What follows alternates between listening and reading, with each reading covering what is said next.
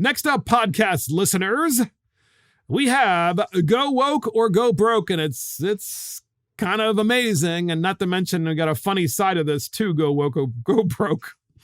So a Denver school endorses Jim Crow. You heard that correctly.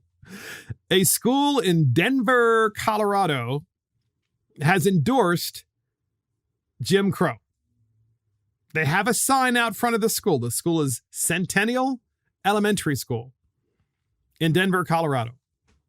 And you know how schools have that sign out front and it tells you what's happening that week in the school or that night in the school? It's like, oh, tonight is bingo night. You know, we're going to raise money for our cheer team, you know, something like that. That's what you would expect to see at an elementary school. Or tonight is chess night. Join us. You know, that kind of thing. That's what you would expect to see. No, on this little sign out in front of Centennial Elementary School, their official sign, it says, Families of Color Playground Night. Families of Color Playground Night. I mean, literally, it's Jim Crow.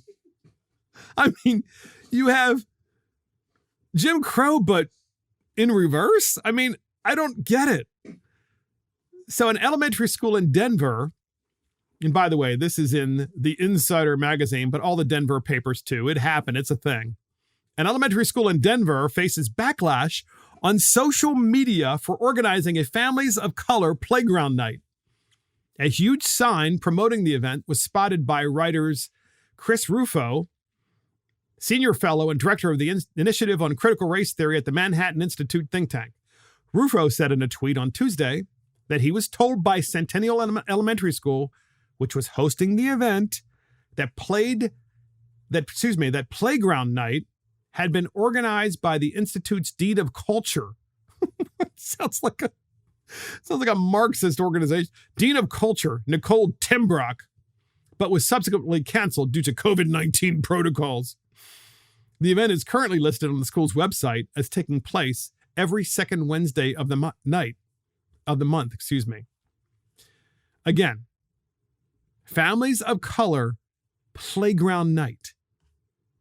So you get to go if you are a member of the Families of Color. Not really sure what that is. Also on Fox News, Denver Elementary School under fire for planning Families of Color Playground Night. Same thing, right? It's all across the news media. Not on the left, by the way, because that's impossible. So the funny part about this is, obviously, there's the sad part, which is the fact that people think this shouldn't be happening in America.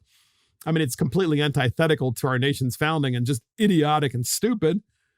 But the Babylon Bee, they picked us up, man. Here's what the Babylon Bee has. KKK disbands as progressive left accomplishing all their goals. So, it says, in Harrison, Arkansas, obviously what they meant was Colorado, but it's a spoof. It was a somber day for white hooded members of the Ku Klux Klan as they received news that their organization was disbanding, since the progressive left was accomplishing all of their goals with unparalleled effectiveness. Quote, "Welp, I guess it's good news and bad news," said current CEO of the KKK, Bob Eugenics. Bob Eugenics. While overseeing Klan members turning in their robes and pointed hats. Them lefties cornered the racism market for sure, and look at how they undermine minority communities through low school standards, drug legalization, and rampant decriminalization. Impressive.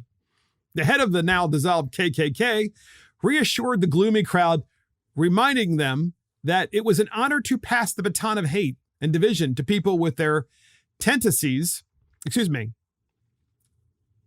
division to people with their tentacles deeply woven into American politics, education, business, and entertainment.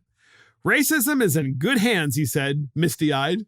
Following the disbandment meeting, the former members excitedly showed their support for the new face of racism and hate by donating to Ilhan Omar's campaign. So again, that's the Babylon Bee. Well done, KKK disbands as progressive left, accomplishing all their goals.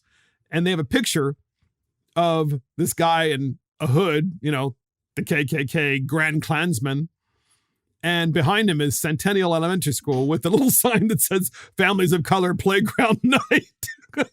And it's just perfect because it's exactly what you would think that, who's in charge of this kind of nonsense. It's insane.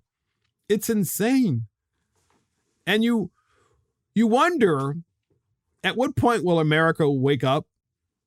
And I think America will finally wake up when they finally start calling out these bogus politicians like Elizabeth Warren and like Senator Blumenthal and so many others who are just phonies and in office, and that they're just crooked. Case in point, Elizabeth Warren tweeted out, "Let's change the rigged tax code so the person of the year will actually pay taxes and stop freeloading off everyone else." So, podcast listeners, Time Person of the Year was just announced, and it is Elon Musk.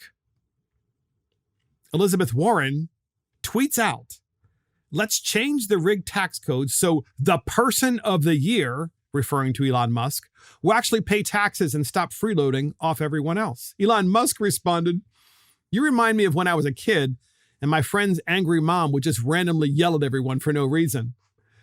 And then Musk tweets again, "Please don't call the manager on me, Senator Karen." I mean, it's just awesome stuff.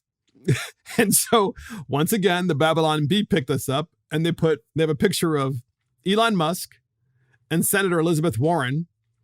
And they took this tweet, of course, and wrote the story. And it says, "White man callously attacks Native American woman." So this is how we fight back. And I've said this repeatedly in Mark and the Millennials. We fight back by making fun of the left and showing how incredibly stupid, at the same time, how incredibly hypocritical they are.